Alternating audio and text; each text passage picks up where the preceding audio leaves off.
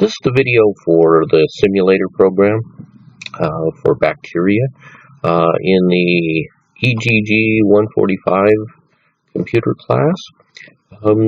The problem stated that there was a 75% chance of bacteria reproducing. We needed to simulate that.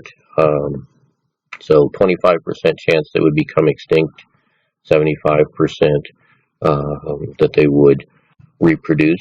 So I need to simulate that, and I will simulate that using the random function. I'm going to have a variable p equals rand, and I don't remember the syntax for the rand functions. I'm going to go to the help menu.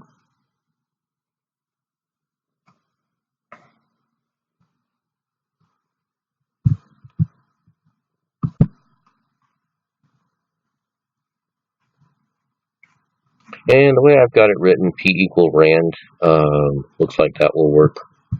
Because I just want a single number between 0 and 1, because I'm simulating probability. So p equal rand, and the problem in the book, the example in the book is pretty much what I'm doing right now. I can just say if p is less than 0.75, then the bacteria will survive and be able to reproduce.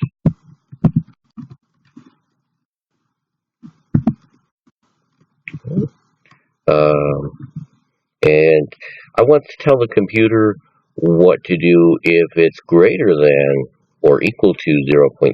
I could put in another if statement that said if p is greater than or equal to 0.75. It's simpler to use the else statement. So else is what you do if the if statement doesn't work. So bacteria is extinct. And then I need an end statement. And if I have an if-else, that's considered a combination. I just need one end statement at the end of that. So I'm going to try the program really quick to make sure I don't have any problems. And I need to save it.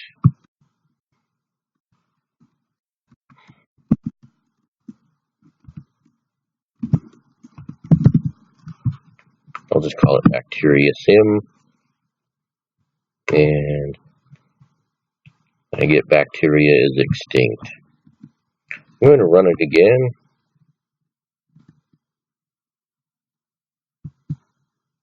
And so sometimes I get bacteria is extinct, sometimes I get bacteria reproduces. The question 6 in the 13-6, I believe, wants you to simulate what happens then as the bacteria reproduces. What happens in the following generations is what we need to simulate. So if I'm going to need a new variable, and I'm going to call that back, and if the bacteria reproduces, I'm going to want back to equal back plus 1, because there's now there's one more bacteria. And since I'm defining back in terms of back, I need to start out with bacteria equals 0.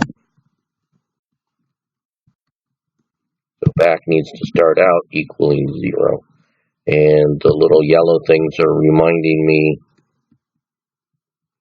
I want to suppress the output. I don't want the command window to know that I'm adding one to the bacteria every time.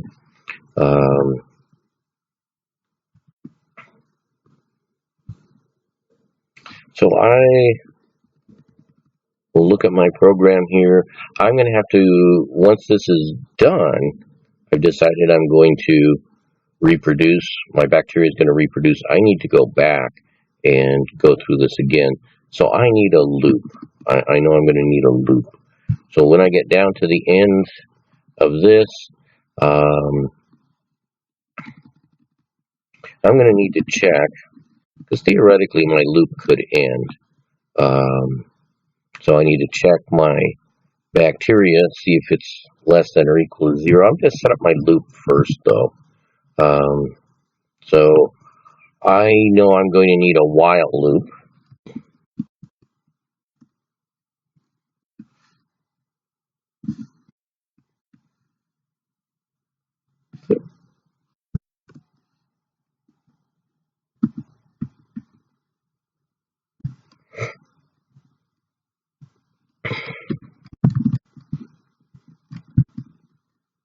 While bacteria is greater than, I want it to be greater than 0, but I'm going to say 0.5, because I know we're always going to be working with integers, but the computer's not thinking of them as integers. It's thinking of them as having 14 or 15 decimal places.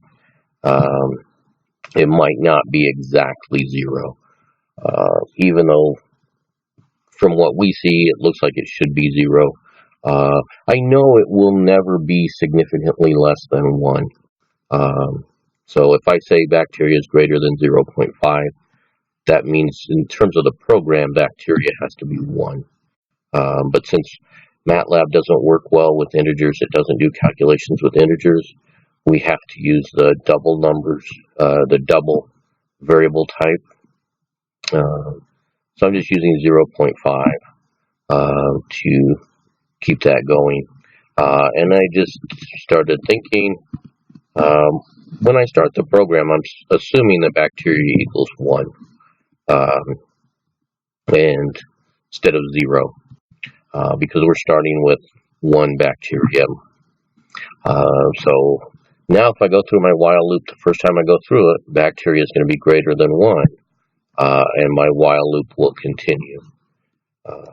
So if I reproduce, bacteria equals bacteria plus 1. And then if I do not reproduce, if the bacteria does not reproduce, then I am going to have bacteria, the bacteria is going to die, so bacteria is going to equal bacteria minus 1.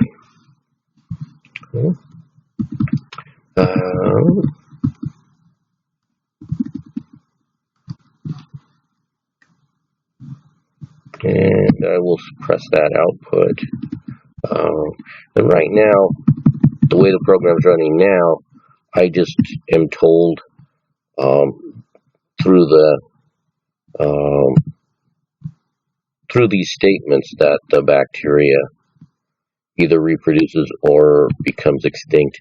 I don't, as I'm running a program of the bacteria reproducing and then eventually becoming extinct, I don't want to see that every time, so I'm going to suppress that. And actually, I've got my while statement, but really, each time I go through the while statement, I need to check and see if every bacteria reproduces. So I'm actually going to need a for loop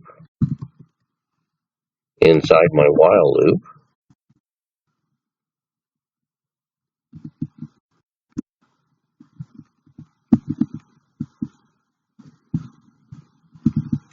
I'm trying to get all my indentations lined up. So I need a counter.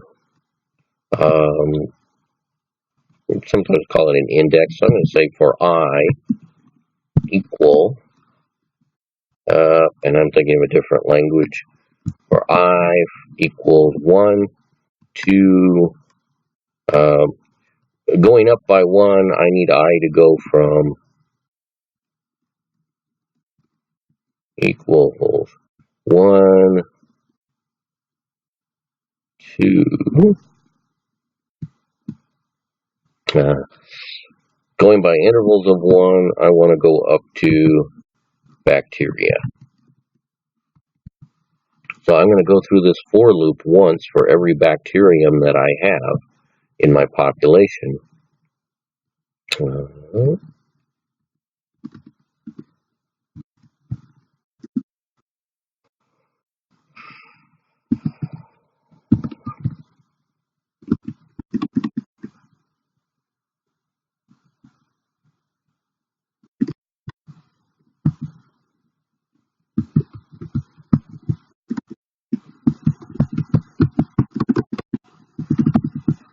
And I gotta clean up a few things. So now, I'm going to keep going unless my bacteria goes to 0. My while statement is going to keep going. And then I have my for statement for every one of my bacteria. I'm going to see if it reproduces the same as it did before. So, does it reproduce? If so, I add 1 to the bacterium, or to the total number of bacteria. If it doesn't reproduce, I subtract 1. Okay. And I need to end my for statement.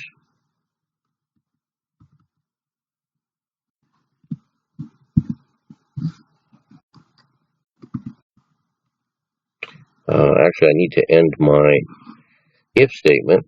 The while loop kind of took over the end for my if statement.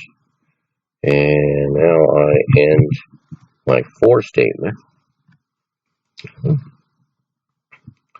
So, I'm getting close to thinking I'm ready to try this, except that I want to have a shutoff, because realistically, if there's a 75% chance of the bacteria reproducing, once it reproduces, there's not much chance that it's going to become extinct. And I don't want the loop to run forever. So I'm going to use my iterations. I'm going to start with iterations. It's going to equal 0. And every time I go through my while loop, I'm going to add 1 to my iterations. And I'll suppress that output, because I don't want to see that every time. And so for my conditions, I'm going to say bacteria is greater than 0.5. And since it's not a vector, I can use the double and, makes things better. I'm going to say IT is less than 50. So I'll only go through 50 generations.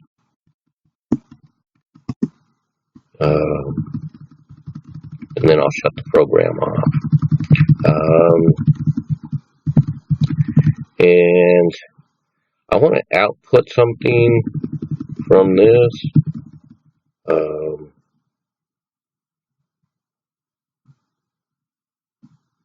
So I will say,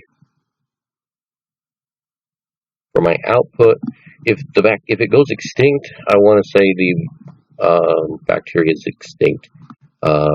If it's not, I want to say how many bacteria there are after 50 generations. So once I get done with my while loop, the while loop is actually simulating the growth of the bacteria. And I type if, not with a capital letter. So if back is less than 0.5, once again, it may be 0 with 13 decimal places and 13 zeros in the decimal places and then a 1. So I don't want to say if bacteria is equal to 0, because it might be very, very close to 0, but not equal to 0. I'll say if bacteria is less than 0.5, and then I want to display. I use a single quote.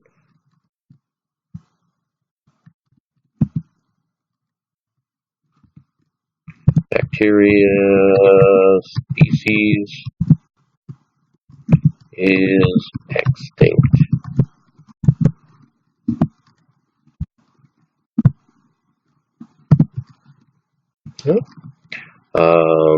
Else,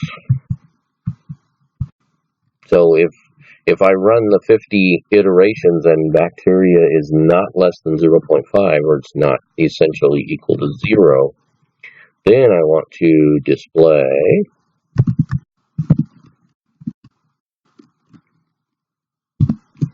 after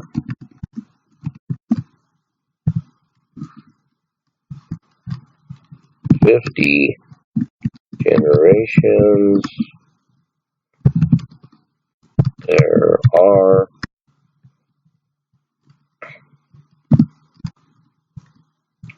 and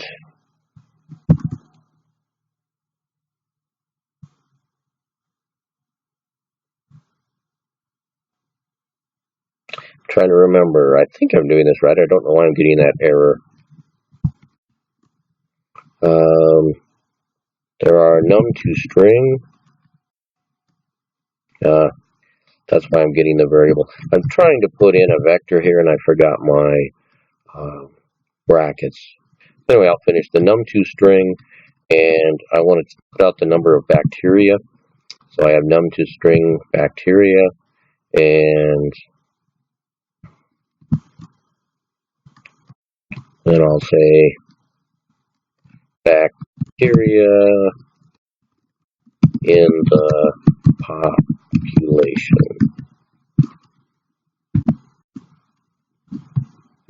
And I'll close the parentheses. But I need to be displaying a vector. So these three things that I've typed in, I need to put them in brackets to show that it's a vector. Okay. And the only other thing I need is my end statement for the if. I think I'm ready to go. We'll see in a minute. I'm going to clear the variables, and I'm going to use CLC is clear the command window. So now I'm going to run bacteria sim, and I get IT equals 0. Bacteria is extinct. And that's happening more than I think it should. That's okay. I was just checking my program. And I'll run the bacteria simulation again. I'm getting my iterations out.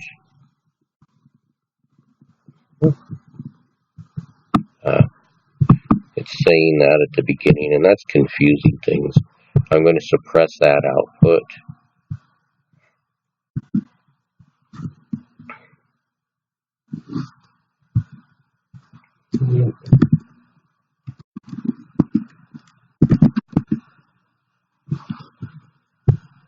I don't know what's happening with my command window.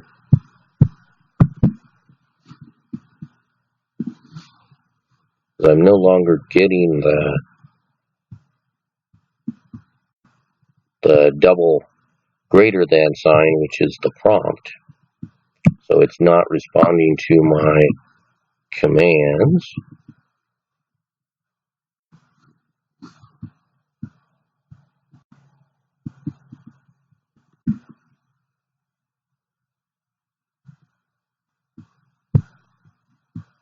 So I am going to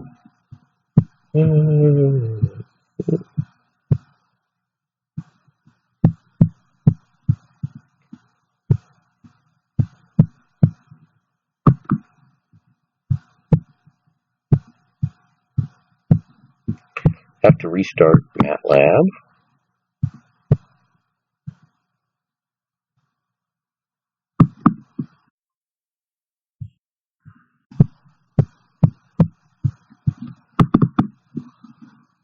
And it looks like the program was just running. just taking a long time. So when I restart MATLAB, I am going to change from 50 generations to 5 and see if that helps out the situation. Unfortunately, it takes MATLAB to come up. So bacteriism.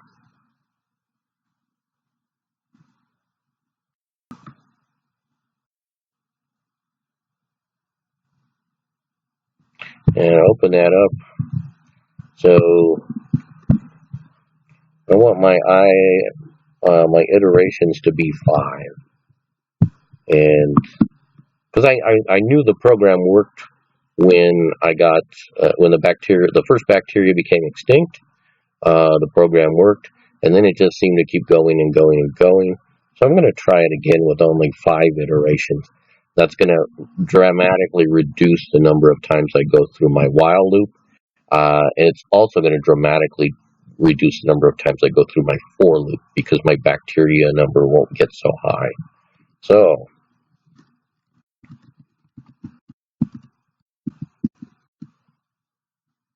bacteria species is extinct.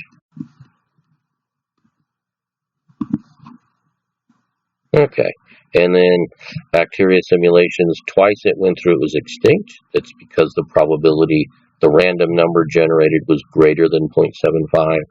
Then finally it went through less than 0.75.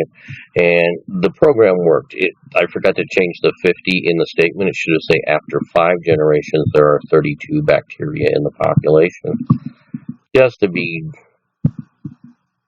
accurate, I'm going to go through and do that, and I also notice I need a space after the 32, and I forgot to put that in. So after 5 generations there are 32 bacteria, and I'll try it again. Bacteria is extinct, and here again after 5 generations there are 32 bacteria in the population. So I've got a program now that simulates not only whether the first bacterium reproduces or becomes extinct, but it also, if it reproduces, then it goes through and checks to see if both of those reproduce. And then after the next iteration, it checks to see if all of the bacteria again reproduce. And eventually keeps track of the number of bacteria that are in the population and prints that out. So hopefully this helps you understand the idea of simulations. Thank you.